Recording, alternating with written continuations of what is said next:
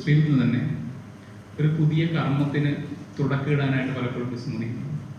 മനസ്സിലായില്ല, അതൊരു ചോദിക്കും. ഇപ്പോൾ ഒരാള് അദ്ദേഹത്തിനെ തല്ലുന്ന ഒരു സീൻ പറയുന്നുണ്ടല്ലോ, അപ്പൊ അദ്ദേഹം അത് സ്വാഭാവികമായിട്ട് അത് അങ്ങനെ തിരിച്ച് പ്രതികരിക്കുന്നില്ല.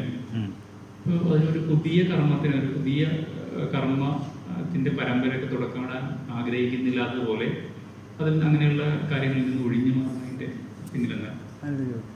ഈ കർമ്മത്തിന്റെ ചെയിൻ റിയാക്ഷനുകളാണ് ഏറ്റവും പ്രധാനപ്പെട്ട വിഷയം. ഞാനിപ്പോൾ താങ്കളെ ഉപദ്രവിക്കുന്നു, താങ്കൾ സഹിക്കുകയാണ്, താങ്കൾക്ക് പിന്നെ ഉപദ്രവം സഹിക്കാനല്ലാതെ വേറെ നിവൃത്തിയൊന്നുമില്ല, താങ്കൾ സഹിക്കുന്നു.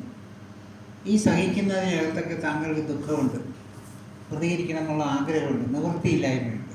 ഈ നിവൃത്തിയില്ലായ്മയിൽ നിന്ന് താങ്കൾ ഉപദ്രവിക്കത്തക്കവണ്ണമുള്ള സാഹചര്യത്തിലേക്ക് താങ്കൾ വീണ്ടും പുനർജനിക്കുന്നു. താങ്കൾ എന്നെ ഉപദ്രവിക്കുന്നു. ഞാൻ ആ സമയത്ത് സാധുവായിരിക്കും ഒരു പക്ഷേ, ചിലപ്പോൾ മനസ്സിലായില്ലേ? എല്ലാവരും എൻ്റെ കൂടെ സഹതാപിക്കുകയും ചെയ്യും. പക്ഷേ താങ്കൾ എന്നെ പീഡിപ്പിക്കുന്നതിൽ വിജയിക്കുന്നു. വളരെ സഫലമായി താങ്കൾ എന്നെ പീഡിപ്പിക്കുകയും സന്തോഷിക്കുകയും ചെയ്യും. ആ സമയത്ത് സാമൂഹ്യമായിരിക്കുന്ന സഹതാപം കൊണ്ടും അല്ലാത്തതൊക്കെ കൊണ്ടും ഞാൻ എന്ത് ചെയ്യുന്നു? ഞാൻ ദുഃഖിക്കുന്നു. വീണ്ടും ഞാൻ താങ്കളെ പീഡിപ്പിക്കാൻ വേണ്ടി തയ്യാറാകുന്നു.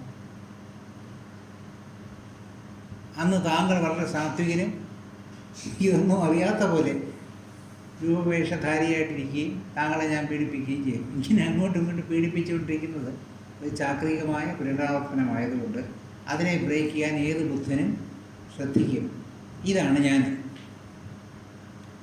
ഇത് ചാക്രികമായി സംഭവിച്ചുകൊണ്ടിരിക്കുന്നതാണെന്നും ഇതിന് ഞാനിപ്പോൾ പ്രതികരിക്കുന്നതാണ് എൻ്റെ ബുദ്ധാവസ്ഥ, എൻ്റെ ബോധം എന്ന് പറയുന്നത് ഇതിന് ഞാൻ തടയിടുക എന്നുള്ളതാണ് എന്നുള്ള തിരിച്ചറിവാണ് ബോധം. അപ്പം ഞാൻ ഇപ്പം നിക്സൺ സാറ് ഉപദ്രവിക്കാൻ വന്നാൽ നിക്സൺ സാർ ഉപദ്രവിക്കുന്നതാണ് അദ്ദേഹത്തിൻ്റെ ജോലിയാണ്, അദ്ദേഹം ചെയ്തിട്ട് പോട്ടെ എന്ന് വിചാരിച്ചുകൊണ്ടായിരിക്കുന്നത്. അവിടെ തിരിച്ച് അദ്ദേഹം ഉപദ്രവിച്ചു എന്നുള്ള ദുഃഖം എനിക്കുണ്ടായി കഴിഞ്ഞാൽ എന്ത് സംഭവിക്കും?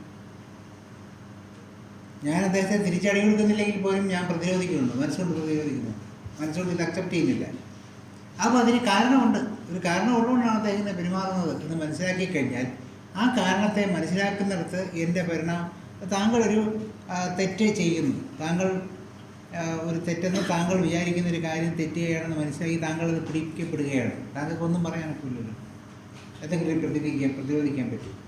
കോടതിയിൽ ചെന്നൊക്കെ അത് പ്രതിരോധിക്കുമായിരുന്നു. താങ്കൾ എന്നാലും താങ്കൾ സ്വയം ഇത് പ്രതിരോധിക്കാതെ അത് സമ്മതിച്ചുകൊണ്ടിരിക്കും. എന്തുകൊണ്ട്? താങ്കൾക്കത് തീർച്ചയാണെന്ന് ബോധമുള്ളതുകൊണ്ട്. അതുകൊണ്ട് എന്തുകൊണ്ടാണ് നിക്സൺ സാർ എന്നെ അടിക്കാൻ വരുന്നതെന്ന് അറിയാമെങ്കിൽ പിന്നെ അതിനകത്ത് പ്രതിരോധിക്കാൻ പറ്റുമോ? പറ്റില്ല. അവിടെ ചെയിൻ ബ്രേക്ക് ചെയ്യപ്പെടുകയാണ്, അടികൊള്ളുകയാണ്. ഇതുപോലെ നമ്മുടെ കീഴിൽ നടന്നിരിക്കുന്ന പല വിഷയങ്ങളിലും അങ്ങനെ ഒരു കാർമ്മികത്വമുണ്ട്, അങ്ങനെ ഒരു കാർമ്മിക ഫലവുമുണ്ട്, തിരിച്ചടിയുമുണ്ട്. ഒരിക്കൽ ഒരു വിഭാഗം മറ്റൊരു വിഭാഗത്തിൻ്റെ അധീശത്വത്തിൽ പിന്നെ ജീവിച്ചിരുന്നു, അവരെ ചൂഷണം ചെയ്തുകൊണ്ട് ബഹുഭൂരിപക്ഷം ജനങ്ങളെ ചൂഷണം ചെയ്തുകൊണ്ട് നടന്നിരിക്കുന്ന ഒരു കാലഘട്ടം ഉണ്ടെങ്കിൽ അതിൻ്റെ പുറകിൽ വരുന്ന ആ കാലഘട്ടത്തിൽ ആ മർദ്ദിത ജനവിഭാഗം തന്നെ ഈ പറഞ്ഞ വളരെ ന്യൂനപക്ഷമായി വരുന്ന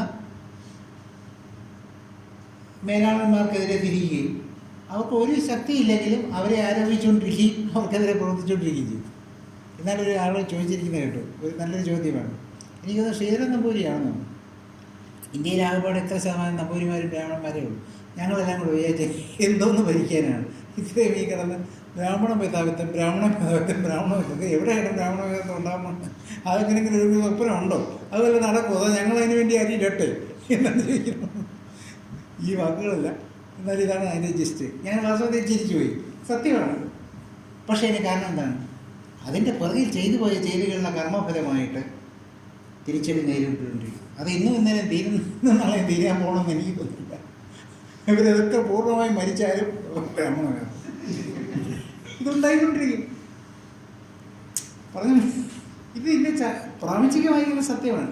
അതിന് ഒന്നും ചെയ്യാനൊക്കില്ല, അതിന് നമ്മൾ ഉണ്ടായിട്ട് കാര്യമില്ല. ഇത് സത്യമാണ്, അങ്ങനെ ഉണ്ടായേ പറ്റുള്ളൂ, ഇതായിരിക്കാൻ പറ്റില്ല. അതെപ്പോഴും ഒരു പ്രഡേറ്ററെ ഒരു പ്രയാകുമ്പോൾ ഒരു പ്രഡേറ്ററെ അടുത്ത പ്രയാക്കാനുള്ളൊരു പരിപാടി വേറെ ഉണ്ടാകുന്നുള്ളൊരു പ്രകൃതി നിയമം ഇക്കോസിസ്റ്റമാണ്. ഇതുണ്ടായിക്കൊണ്ടിരിക്കും. അപ്പോൾ ഇത്തരത്തിൽ ഒരു ചെയ്തികളുടേതായ ഒരു റിയാക്ഷൻ ചെയിൻ റിയാക്ഷൻ ബ്രേക്ക് ചെയ്യുന്നതാണ് ബുദ്ധന്മാരുടെ പ്രവൃത്തി, അല്ലെങ്കിൽ ബുദ്ധന്മാരെ അതിനെ പ്രേരിപ്പിക്കുന്നു. നിങ്ങളിവിടെ നിർത്തുക, അതങ്ങ് അതിൻ്റേതായ പ്രവൃത്തിയിൽ ഇല്ലാതായി. അല്ലെങ്കിൽ വീണ്ടും ഇത് ഒന്നേന്നുണ്ടായിക്കൊണ്ട് ഞങ്ങൾ അവരെ തിന്നാൻ വേണ്ടി റെഡിയായിട്ട് വരേണ്ടി വരും. അത്രയേ ഉള്ളൂ. ഇത് അതുകൊണ്ടാണ് ബുദ്ധന്മാരങ്ങനെ പ്രേരിപ്പിക്കുന്നത്, അല്ലെങ്കിൽ ബുദ്ധന്മാരങ്ങനെ ചെയ്തുകൊണ്ടിരിക്കുന്നത്. അതാണ് അവർക്ക് അഭിലഷണീയമായ കർമ്മം, അതാണ് അവരുടെ ധർമ്മം.